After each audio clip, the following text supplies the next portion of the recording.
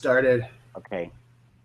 Good morning, everyone. This is Cybersecurity for you and your business. This morning is Monty, as always, is here, and myself, Brandon Krieger. Today, we're going to talk about infrastructure security for your business and for your company.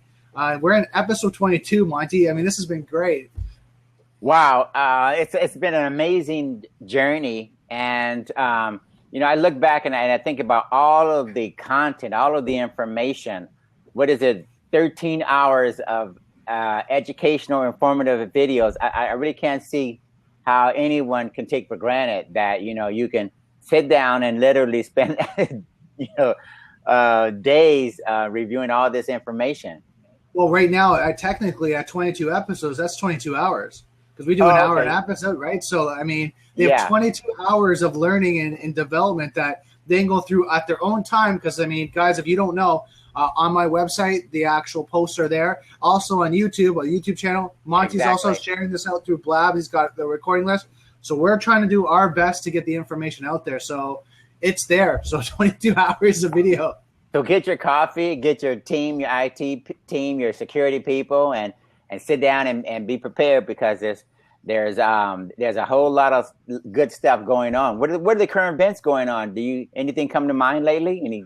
I've been disconnected for the last week. As you know, I've been kind of traveling for business. But, I mean, I know I did a talk last night. One of the concerns that a lot of people are still having is, is there real security? Is there such thing as security in this day and age?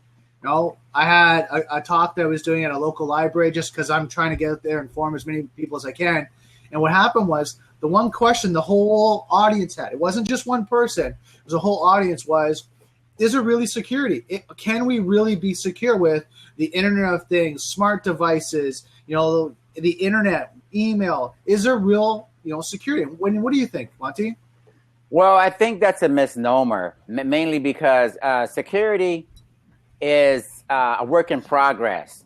You always have to make absolutely sure that you're dealing with a certain time frame. Security is only good up until this particular point in time. And even in my business, in my industry, with physical security, for instance, we come out with cameras and detectors and different things that are very, very effective right now. But we always have to go back to the drawing board. We always have to take a look at better counter surveillance equipment, better cameras, better methodologies, et cetera, on an ongoing basis. So we have to remind our customers, remind the experts, the different people that we work with that right now, we can say that we feel comfortable with these solutions, but who knows? Maybe there's some 16-year-old in some garage somewhere taking apart our cameras, taking apart the detector, trying something different, and we have to make sure that we keep on our jobs. So, I mean, the side I see is I kind of agree with them to a point that, there really isn't any security. There's deterrence. Exactly. Right? You're trying to get to the certain point where you have as many deterrents as possible to throw off any attacks because it's going to be harder for them to do. Now, the general population, I mean, we're looking at, there are more electronic attacks or social engineering. That's kind of the main two. Either one, they get attacked by email, they get attacked by, a virus, they've gone to the wrong website, and they clicked on something, or someone tries to manipulate them into giving information. That's generally when you look at the general population, right? You don't have people, hackers spending their time coming after John Doe, who's just, no, not at all. Maybe a bricklayer or something, or maybe he works just, in a normal job. Hackers are not going after him because they're going after two things in majority. When we read about hackers, they're going after some sort of, celebrity status that I hacked this, or financial reward, or to take someone down, like it's malicious. Yes, they're doing that. They're not going to attack John Doe that's just doing his thing. Well, that's what I hear about when I listen to the expert at DEF CON, actually, the main convention in Las Vegas, when some of the best hackers on the planet, when they talk about how does John Doe defend himself or herself from a ninja, a warrior level attacker, and the thing is you don't, if I'm that type of attacker attacking John Doe or Jane Smith, you don't have a defense pretty much. So yeah, for the most part, as you mentioned, you're going to go after those ideal targets. You got to make sure that you utilize your resources, making absolutely sure that you spend time hacking into, going after, getting ransomware from somebody who actually has money, has the resources. Yeah, it's worthwhile for them. And like anytime I've watched documentaries, I've talked to hackers and that, it's got to be some value to them. There's got to be some reward, right? Because it's like that risk and reward. They're going to take the risk to hack into something. There's got to be a reward for them. Got to be a reward. Let me throw this out there because this is an interesting concept. There is a world-renowned hacker out there, right? And people were asking him, what do you feel is the main motivator or thing that changed you from, a person who is curious about computers, as we typically are, and want to mess with coding, et cetera, what changed you at an early age to make you become a world-renowned hacker who hacks into the most critical databases on the planet, government agencies, NASA, FBI, wherever? This guy pretty much hacked into all of them, right? Mm-hmm. And he goes, you know what? It goes to the psychology of the hacker. I mean, he was convinced that this was his way of acting out. He wanted to make a statement, and it just happened to be in the cyberspace, and he wanted to say, I'm a real person. I have something to say, and this was his way of speaking out.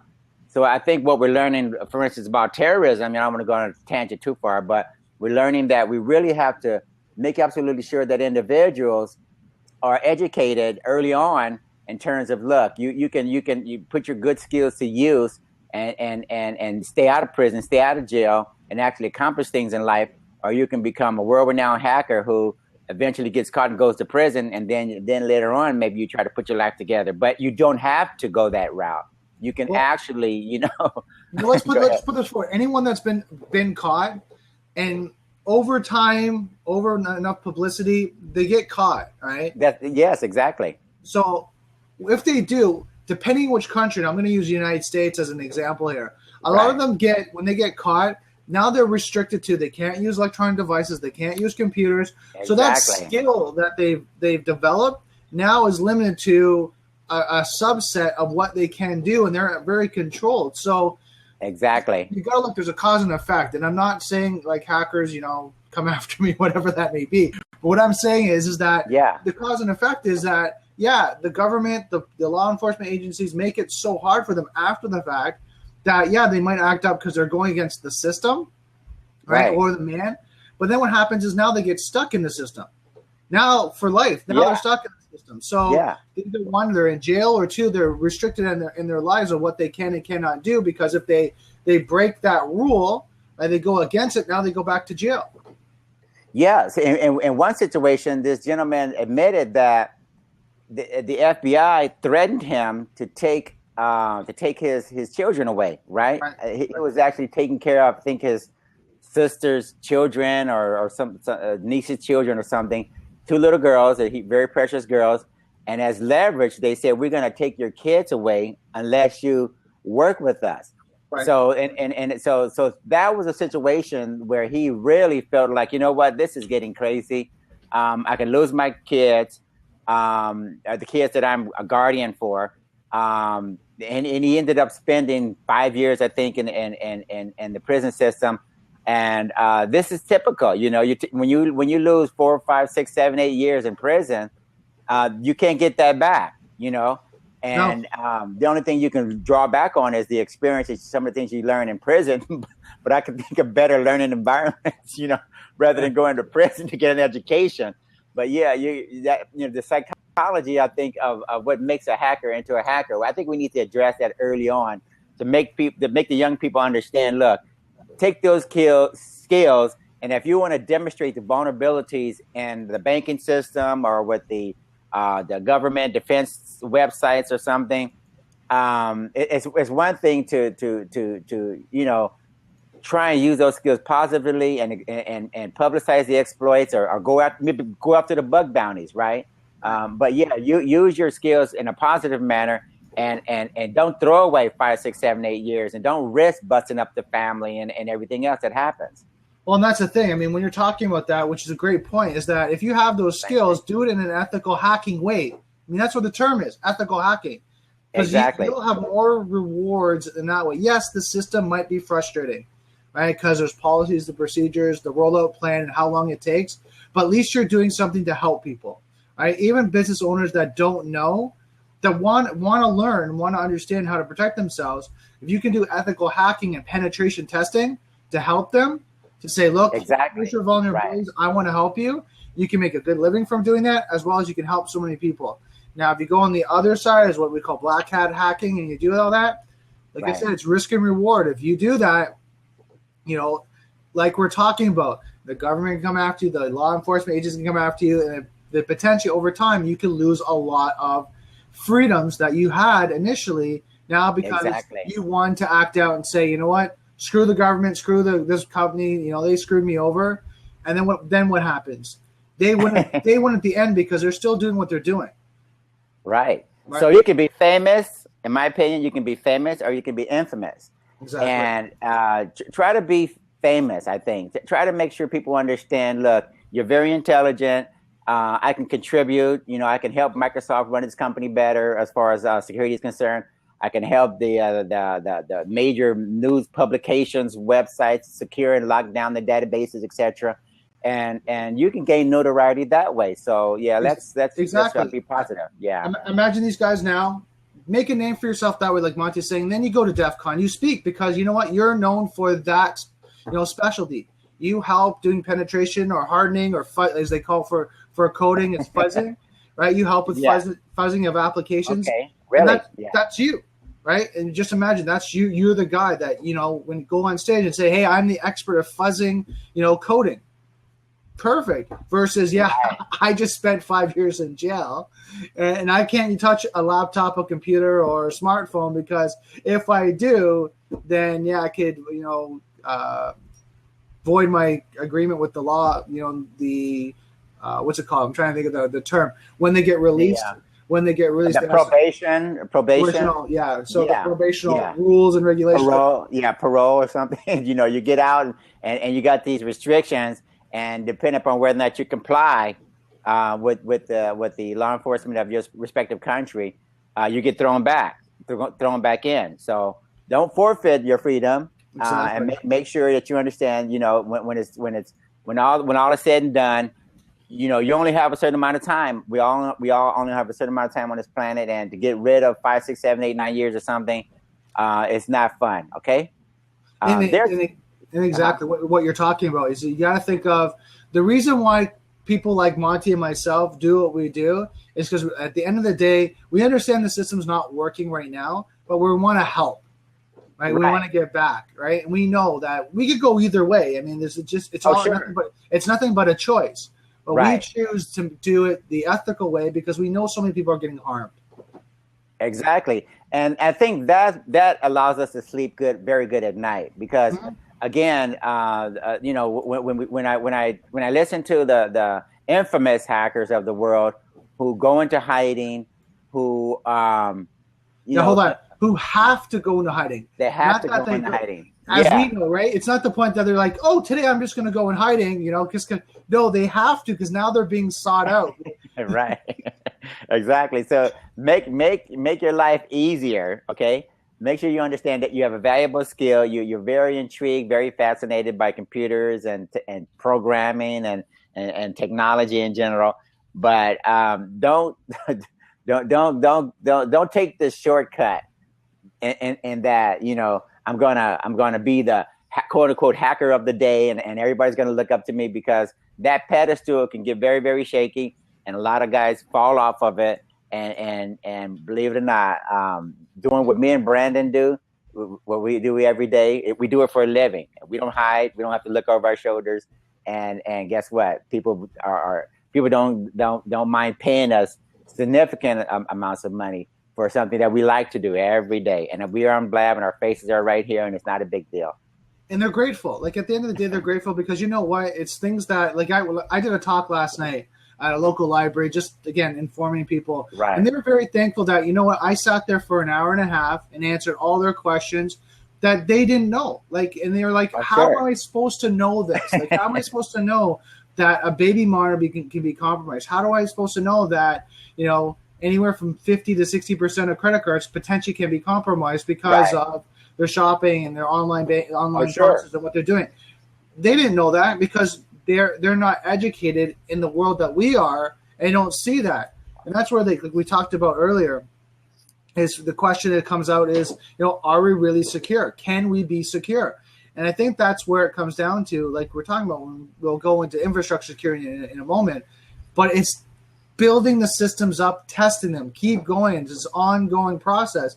Even as like a mom, you know, someone that's just maybe, you know, their personal life, this is ongoing education. It's something now you have to do. It's something you can't ignore. It's not something that you can go, it won't happen to me. You know, there's two types of people.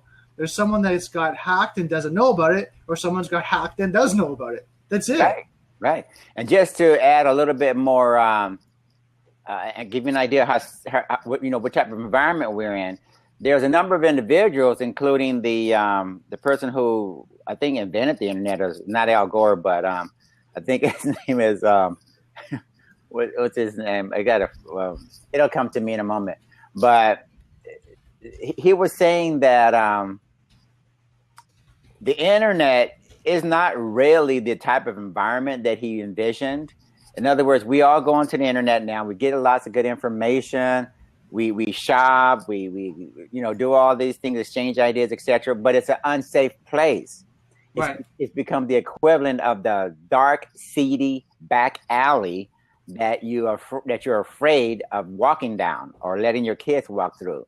And you know, I don't know how we got this way, but when you really think about it, you know, there's all of these people, you know, for better or for worse, there's a lot of warnings. There's a lot of scary situations that me and Brandon have to talk about, and the various government agencies of the world, they have to deal with the same thing. It's a scary internet, and they're actually proposing, or thinking about, do we come out with another internet where you actually have security, you have a certain amount of safety built into it? Because again, you know, the phishing scams, the malware attacks, the ransom things going on. It's a scary environment, right? So yeah, we have to, you know, this is the reality of the situation. This is the internet that we have now. So it was Robert Kahn. Does that sound familiar? No, I think it's or Vint Cerf. Yeah, exactly. Vint Cerf. Yeah, exactly. Right. Those are the two names. I just kind of Googled it, and then Robert Kahn and Vint Cerf is the two. Yeah, exactly. Recognized inventors of the internet. Yeah, Robert Kahn could have very well played a pivotal role, but definitely Vince is the one that is associated with bringing us what we have every day and things that we take for granted. And he's really reconsidering his vision of what the internet was supposed to look like as compared to what it should look like, you know. But I don't know how we get there to a more secure environment where, you know, I know who you are, you know who I am, and everything is secure by default and all of that. I don't know, you know, that's going to be a big leap, but that's what they're looking at right now. Well, let's get into that. Let's talk about the infrastructure security. I mean, exactly. What's your thoughts on that? When we mention infrastructure, what do you think of? Okay, there's two things that come to mind when we talk about infrastructure, because again, my expertise has to do with physical security. That means there is actual equipment that keeps the cities powered up, that makes the airports run, that keeps the lights on. Okay, and from my perspective, that would include power plants, power stations, facilities where there's the opportunity where something could physically get damaged. Okay, I'll give you an example.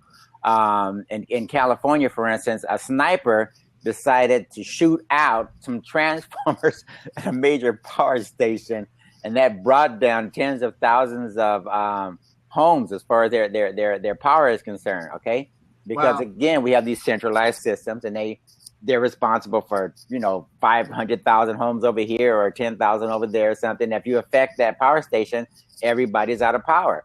So yeah, we're in that reality. It's physical.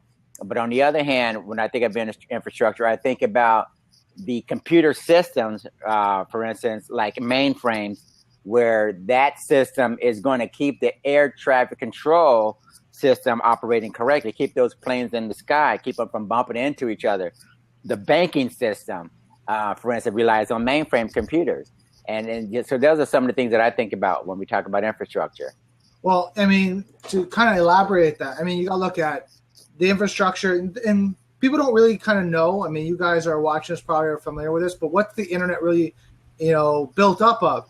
It's small areas of servers and, data centers that work together as a unit that transfers information and data. So each of them have their own hardware. They have their own routers, their own switches, their own firewalls, their own servers. All that is your infrastructure. When you look at your whole system. Right. So through that, there's hops, and they go through and they transfer data, they transfer information. And the internet sits on top of that now gives us an open front kind of dashboard or portal that we can log in and get access to it. So that's kind of, you look at the infrastructure at a high level. Right. So when you're connecting onto a website, you're actually connected to a front end, portal that has a back end server or servers that you actually are connecting, where the data is actually stored. And through that, you have to go through some routers, some hubs, some switches that get you to that server where the data is. So through that, I mean, you have to look at security, through that whole infrastructure, that whole web of, connectivity, right? Each of these devices need to be secure, because if one of them are not, in the whole scheme of things, it leaves a vulnerability to the internet. And because we know the internet is so vast, there's servers all over the world, it's up to us as, administrators, security operators, network administrators, is to secure our little hub, our little, network, and then help the people around us secure their network, and then the people around them and the people around them. That's where the network security starts to come about, and then securing the infrastructure.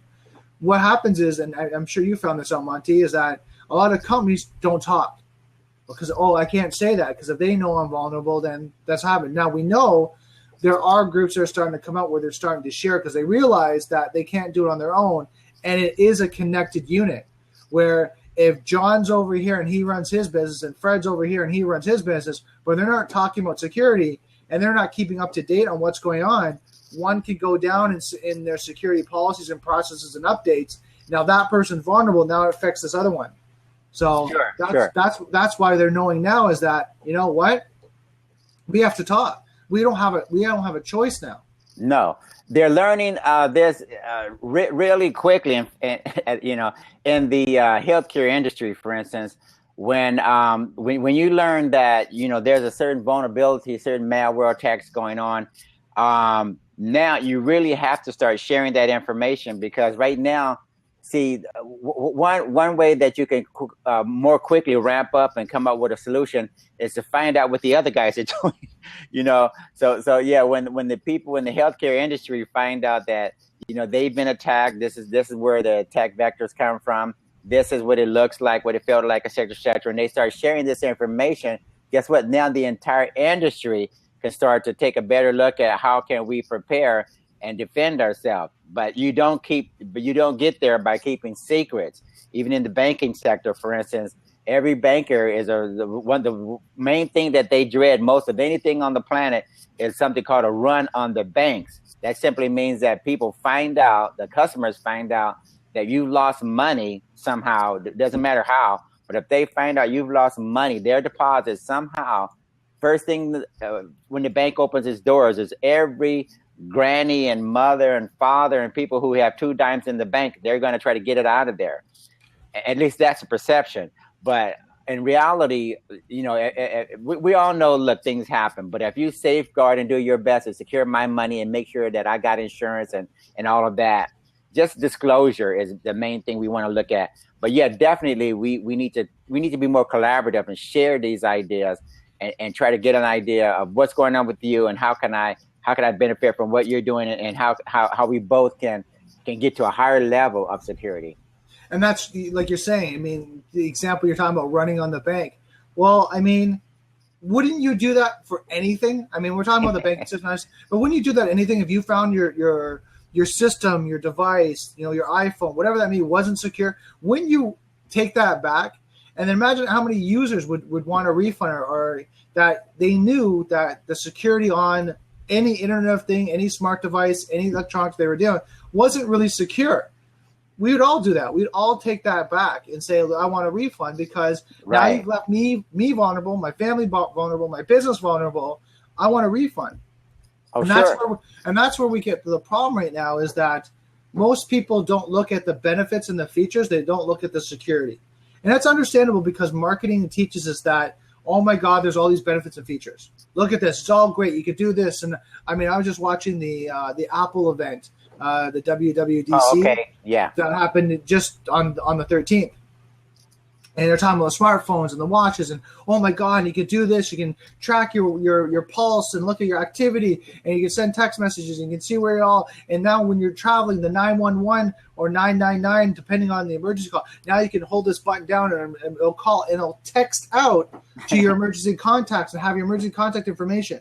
So you're telling you about all those features. Yeah. But now you look at a security. Well, hold on a second here. I have my personal identifiable information in my smart device, in my smartwatch. It could potentially be texted out to anyone. Because if they put it there, if they hack that device and say, I'm one of your emergency contacts, that could be texted out my GPS location. And as we know, the GPS location is getting down to like a 0.005 of a decimal, where they can see exactly where you are. If not, they can get your GPS coordinates and type in Google Maps and go on an Earth view and just find you where you are, right? So that information's out there. Your personal identify information, your emergency contacts that Apple is asking you to put in there just in case, is all on your smart device. Now you're doing, Apple Pay, so all your credit card information's on there. Mm-hmm. So literally your life is on this smart device. But what they're telling you is all the benefits and the features. Well, that's a double-edged sword. And I have to admit that when you are talking about how secure your product is, or even your service or something, it's a higher bar, it's a higher standard. And I like to think that it's a good marketing ploy, because I remember once upon a time, Apple gave us the impression that the main reason why we should upgrade to the iPhone 6, I think it was that it was more secure.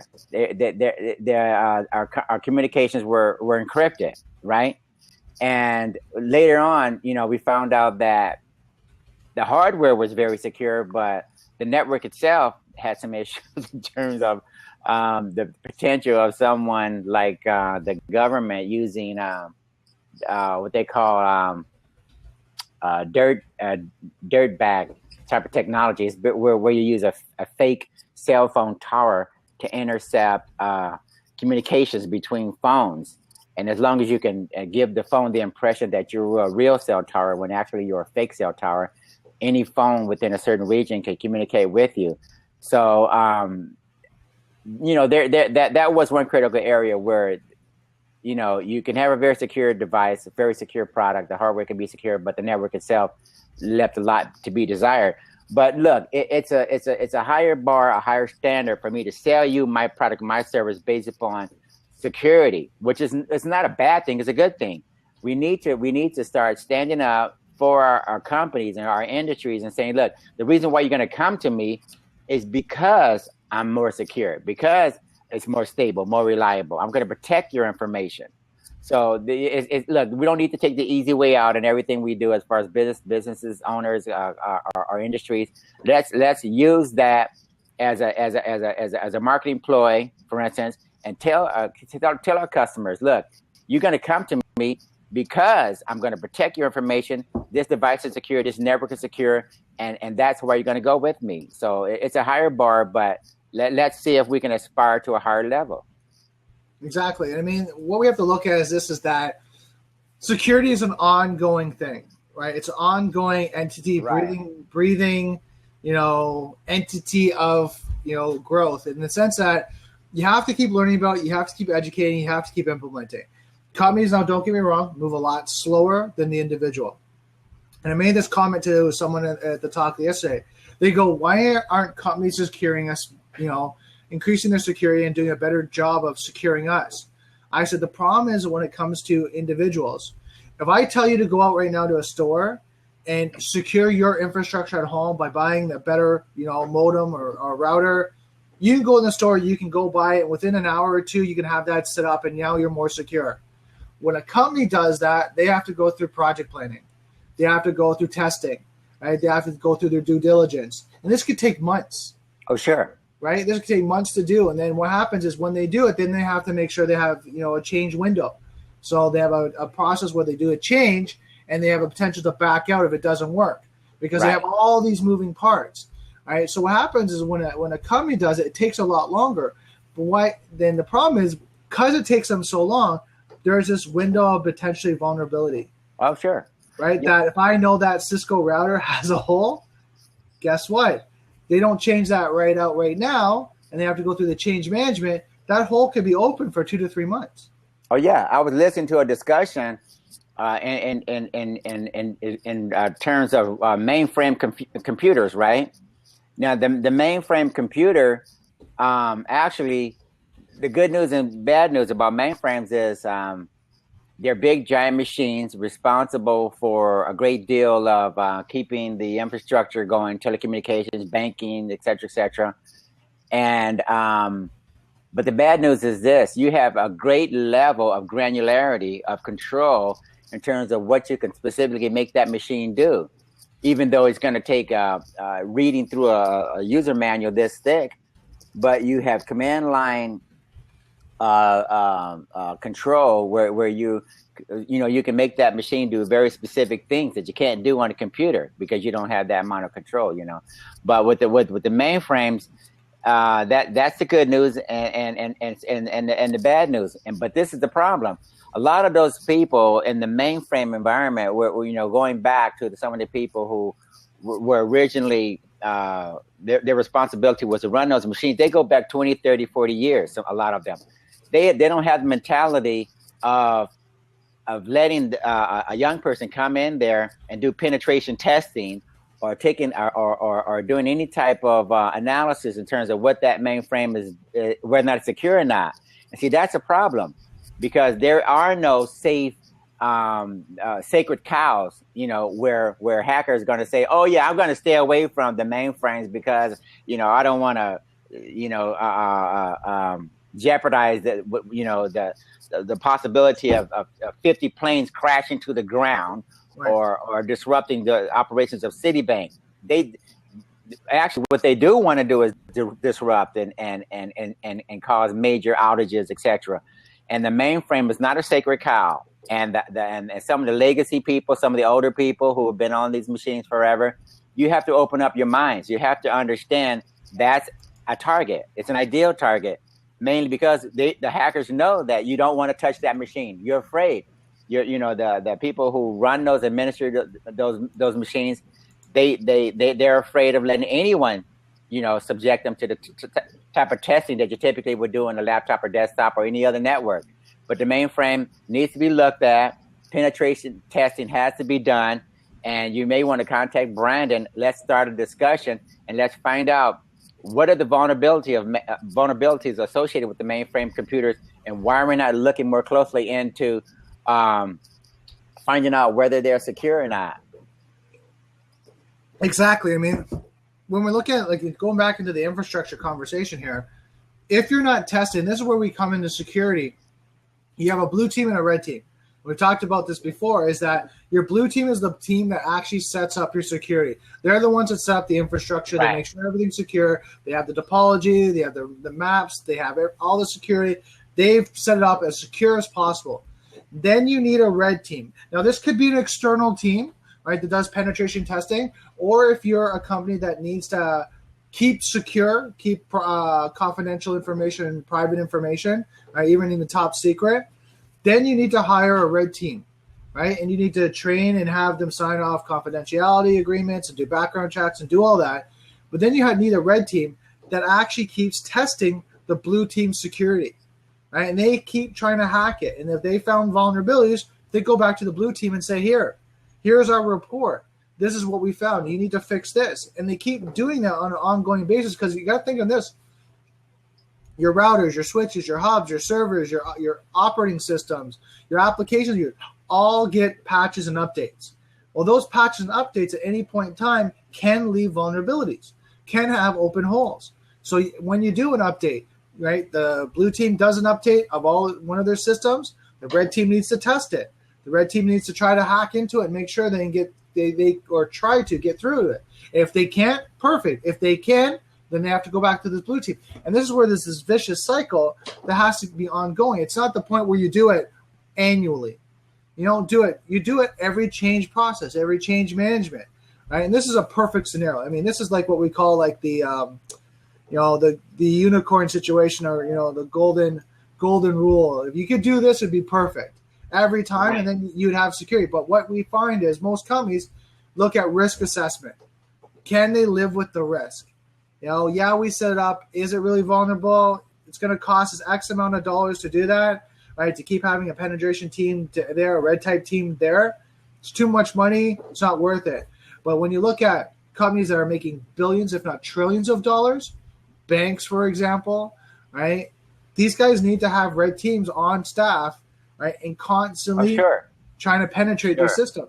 Yeah. One thing to keep in mind, see, if you're afraid that Brandon's going to come in there and find out vulnerabilities, then you're not doing your corporation any service, because actually what's going to happen is he's going to come in there, do an audit, find out what areas that you're definitely afraid to look into, and that's going to go on an assessment, okay? That's going to be submitted to the people who write the big checks, okay? And they're going to say, okay, wait a minute.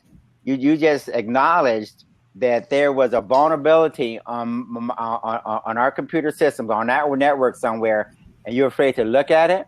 If that information gets out, right, what could happen is every hacker on the planet is going to start to take a look at, why are you afraid to look into these critical areas? Well, think about this, and let's kind of put a point here across. If I don't find it, or a team or a red team doesn't find it, a hacker will find it over time. Will find it. Yeah, it's over time. It's not the sense.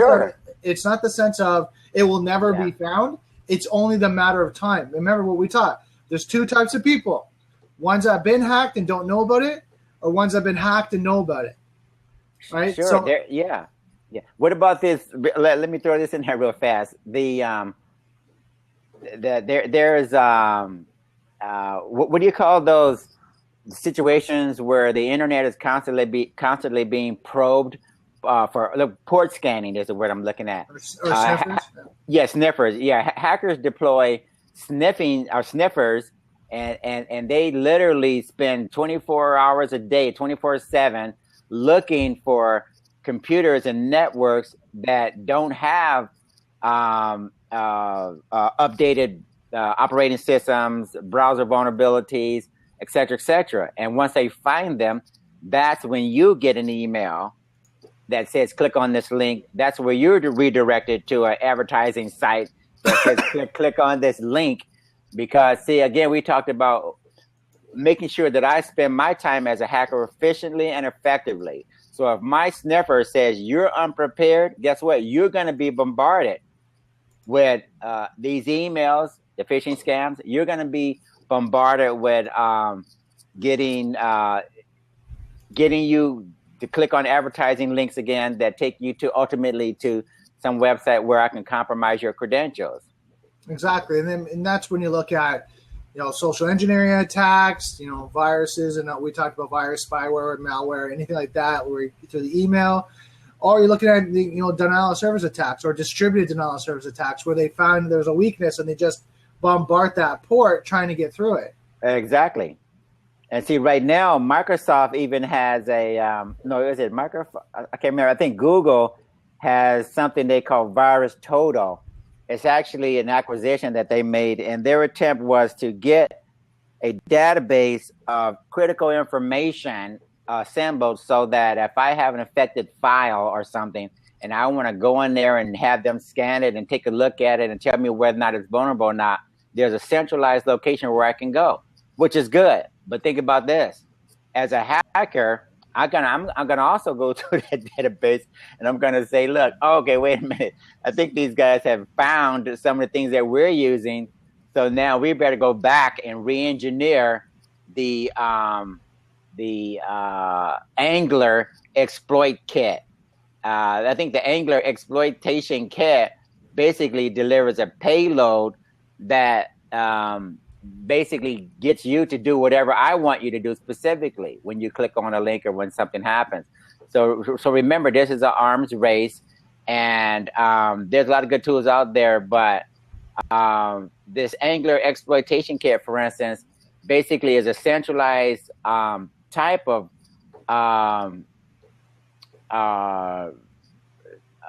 product that is rented out or leased out to individuals who want to put a certain payload into that exploitation kit to do some very specific things. So that's the big daddy, that's the big fish, the big kahuna out there, and everyone's upgrading and updating and keeping Angler at the top of the list as far as how we can get ransomware, the hackers can get ransomware put into this exploitation kit to take advantage, because the payback is immediate. If I lock up your files or erase your data or whatever whatever I'm doing, I can extract a ransom from you and get Bitcoin or something, and you'll have very little to do except to pay me. Right. No, you're right. I mean, that comes down to what we're talking about with the infrastructure, is that making sure you have all your systems up to date, right? Making sure you have your virus definitions, your patching up to date. You're doing all that. And then, if you get compromised, like Monty's saying, is how to restore it. What's your contingency plan, right? Continuity plan, right? How do you look at, staying up 24/7 if that's your business, or 9 to 5 if that's your business? How do you maintain that? So, I mean, Monty's giving a good tool here, which was about virus total. And I mean, I don't know how many people have time to upload, and this is, I'm talking more infrastructure side, not user side, but I don't know how many people have like millions of files to be able to upload to a virus total. But for a user base, it's a great tool. When you look at an infrastructure base, I mean, you have to look at having your own tools to keep scanning your servers. Yeah. And another thing I want to segue into real fast is the idea that on the physical side, which is more of my expertise, we have a dilemma that we're facing. Okay. Drones are something like our cell phones. They're a blessing and a curse. Drones are actually being used right now, you guys, make sure you understand this, to attack critical infrastructure. The people who are responsible for maintaining our nuclear facilities in the United States and outside the United States, they're afraid to death right now. They're losing a lot of sleep because the nuclear power plants of the world were not designed for attacks coming from out of nowhere, out of the sky. Planes and helicopters, drones, whatever. They weren't hardened for that type of attack. Because again, when you make something 30 years ago, you're guarding for a different type of threat. And believe it or not, it doesn't take much to make a nuclear power plant unstable. And that's what they rely upon, that making this thing unstable, making it literally self-destruct. So yeah, we're now looking at drones and the capabilities and how to safeguard against these types of threats striking from the sky or wherever and doing that type of damage. So yeah, this is a situation where we need to take a look at infrastructure. What does it mean to secure it in a cyber sense of the word, as far as cyberspace is concerned, and in the physical realm as well. And this is the thing, when we look at drones, and I mean, is there a way at this point, Monty, and I don't know, and this is the great thing about security, it's such a deep subject and a wide subject. I mean, we're not going to know everything. But let me ask you this, for the nuclear power plants or any type of client, is there a way, like they do with cell phones, that they could shut off the signal so they can't use it? So, for example, you go into a movie theater and some movie theaters shut off the signal, so now you don't have your data, you don't have any access. Is there a way that nuclear power plants could do the same thing, where they broadcast a signal and people can't fly over that area? Oh, sure. Yeah, there's a few approaches. One of them has to do with the airspace above, for instance, the nuclear facility. If that airspace is determined and to be restricted airspace, which is, was ultimately what you have to do, then by all means, yeah, jammers and blockers are very effective. Now, my question is there jammers or blockers for drones? No, not at this point. Mainly because the technology incorporated into drones varies greatly. The drone may be communicating back to a controller so that, it's constantly communicating back and forth, and the drone is dependent upon me to guide it, right? And then you can have the type of drone that could be programmed to go out and do a certain amount of, do an assignment or task, if you will, a mission. And there's not that constant communication going back and forth. So right now, yeah, we have to take a look at whether or not there's actual transmission which can be disrupted. That's not a problem. But if I program a drone, for instance, to go and fly into something, now that's a problem because all it wants or needs is the coordinates of the target. And once it goes to to the target and releases or crashes into or something, that's going to be a little bit more difficult. So it has. I think we're ultimately, Brandon, where we're looking at is some collaboration between the industry or the manufacturers and the security, the apparatus, the CIAs and the FBI's and everything in terms of what is this? Yeah, exactly. Yeah. Are we going to build GPS capabilities into the drones so that when it gets close to airports, when it gets close to nuclear power plants, etc., something is going to say, okay, this is a problem, can't fly here, and it automatically goes somewhere else or something. But right. Yeah, there's a few things to contend with, definitely. Yeah, because I have to think of, and let's talk about two sides of the security. You have to think if they put something into the device, right, into a drone, is it something that a hacker can go through or someone that is very familiar? Right. Can go through and remove that. On the other side, if they have a device that, sends up a signal, we'll give that as an example, a scenario, sends up a signal, cuts off the drone from doing that, will that be used in other scenarios where, say, for example, the military is overseas and someone gets that device and now they're doing drone searches, does it affect their drone? So it's that back and forth scenario. I was thinking in my mind, it's almost like, you see in those military movies where they have someone sitting there with a gun pointed up and they shoot it out of the sky. Yeah, as a matter of fact, I was blogging about anti-drone technology because right now, like in most industries, there's an arms race, right? And it's no different in the drone industry because everyone is trying to figure out how to counter, drone attacks and drones flying over your house and taking pictures of what's going on in your house or something. And so if you want to make a whole lot of money real quick, try to figure out how to come up with the ideal anti-drone, and you'll be the next Bill Gates or something. But drone is a loose, very ambiguous type of piece of equipment. What is a drone, right? Is it this big, or is it $1 million piece of equipment, or how does it run? How does it operate? And how do you make something that's going to address every conceivable type of drone? So that's I think that's a fascinating blog, and everyone's looking at what is the ideal anti-drone technology right now, and believe it or not, it's all over the map in terms of what actually you need to do to keep it from kind of keep it from penetrating your area. Exactly.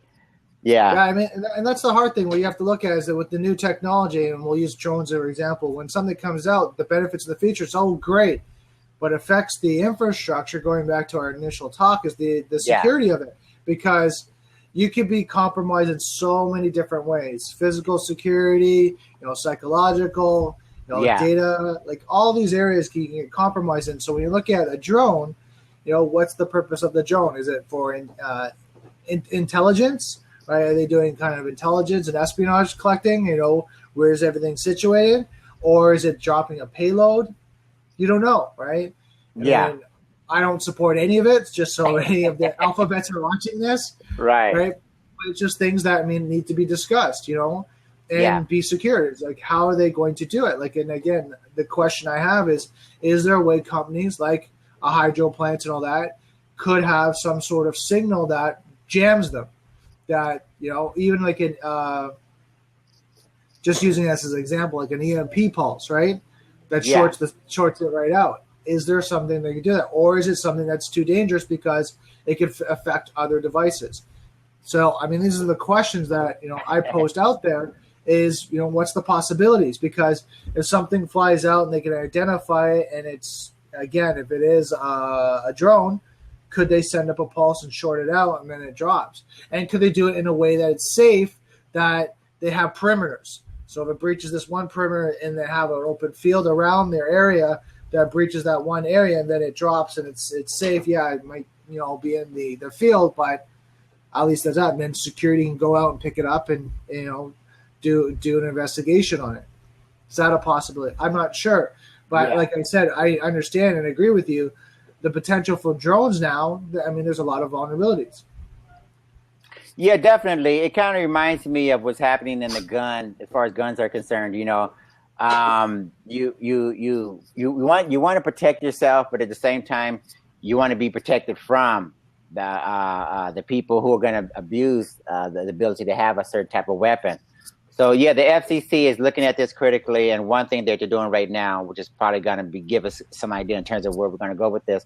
The FCC, for instance, is causing the hobbyist stores and the various people who make some of the major manufacturers to take a look at setting up the software so that a certain size drone is going to have to be registered. So it's going to be registered, and it's going to be traceable and trackable back to that owner. And that owner is going to be held accountable, and that manufacturer is going to install software or a chip into that drone to make it absolutely sure that it takes into consideration restricted areas. And that software, that firmware is going to have to be upgraded more likely on a consistent basis to take into consideration new areas of infrastructure, whether it be a bridge, whether it be a airport, whether it be a federal building. So there's a few things that definitely need to be addressed. Well, you got to look at this. Okay, you brought up the analogy of the guns. Here was something that really hit home, and I think it was Chris Rock that said it. Guns don't kill people; people kill people. Right? It's not the gun itself. The gun is a manufactured device that people have used it in malicious ways. That's what it really is. Right. So when we look at the drone can be an entertainment tool, or it can be something used in malicious. So when you register, and this is what happens, it's not registered people that are going out there, people registering their guns that are going out and shooting people. It's illegal guns. So people are stealing guns and buying in the black market. So when you look at drones, how they're being used illegally, we're going to run into the same. Run into the same problem. Is that it's not going to be someone that's registered that bought it for Jimmy and Bobby, and they go out, into a field and they play with it. It's going to be someone that has bought it illegally. Eventually, doesn't want to be registered, and that's going to be the case. So, I think.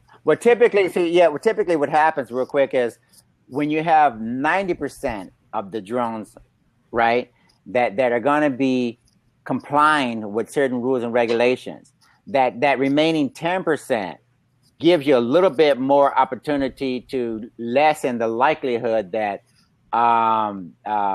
Bill and Bob and the other children or teenagers or whoever, juvenile delinquents, they're not part of the problem. So we're trying to whittle down the number of people who are going to be contributing to the problem. The idiot who flies a drone in a restricted airport space next to the 747 that's coming in for landing.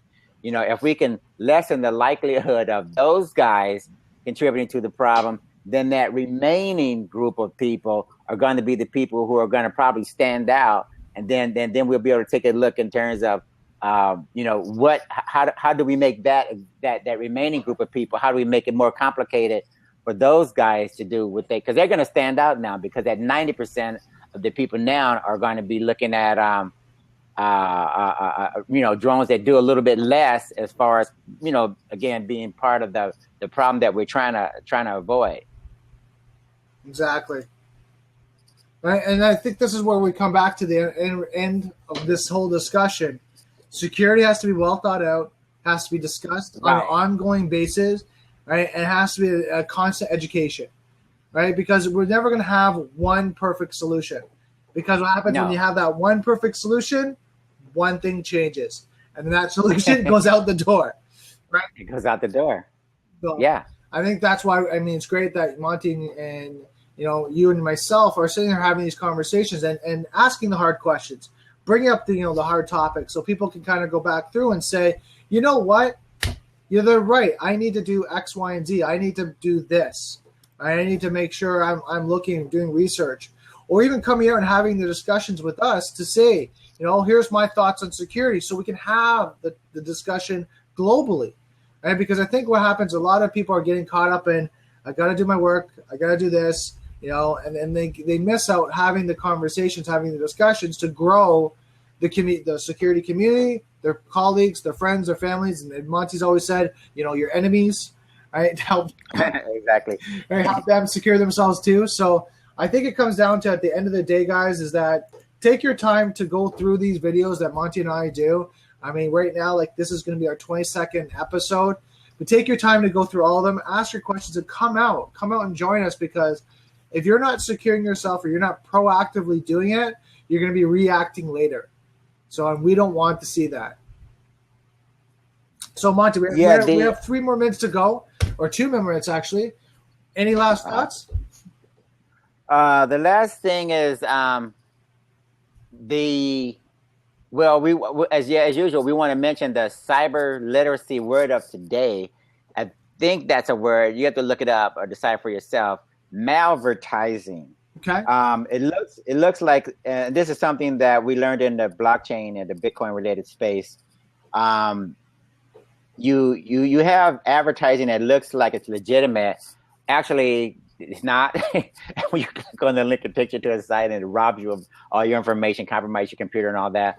So yeah, look up advertising, call Brandon about it, email them, contact them, try to figure out whether or not we need to rethink the way we approach advertising and clicking on the links and how to get a handle on making ourselves vulnerable to that. Because again, the people who do the sniffing, the port scanning and all that, they're probing your system. They're probing network. They're trying to find out, do you have the latest operating system, antivirus definitions updated?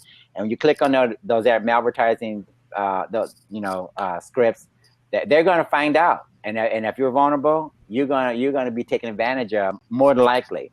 So that's what I think that the major emphasis I want to put out there right now is just let's get educated about malvertising. Good. Awesome. I mean, yeah, Monty's got a good cyber literacy word for today, which is awesome. I would say my last kind of final thought is, guys, make sure you subscribe. You follow Monty, you follow myself on all our social sites. You can follow us on Blab as well as on Twitter, and look it up our YouTube channel as well, that you can follow up and watch the videos. And just make sure that you educate yourself each and every day about what's going on with the cybersecurity. And if you can't, or if you don't have the time, connect with us so we can help you. Right? The problem we have when it comes to security is it's always changing. It's not a set it and forget it type solution. It's always moving. It's a moving target. So make sure you're being proactive to secure yourself. Awesome, Monty. So what are we going to cover next week? Let's see. I can't think of right off. Let's see. Trying to think. I would like to cover security. You pick it. Security education. Okay. How do we get educated? Good question. I don't know. And I think a lot of people, and that was the topic that I had last night when I was talking. The one question that kept coming up: well, how am I supposed to know? Where do I find this information out? Right.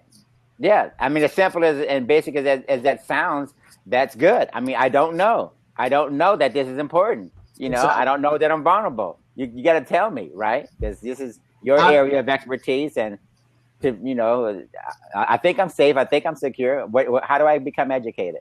Exactly. And Very good point. That was a big question for kind of the general audience was, well, how am I supposed to know about this device, this, refrigerator, this, computer, this application? How am I supposed to know if it's secure or not? So let's talk about how to educate yourself. Okay.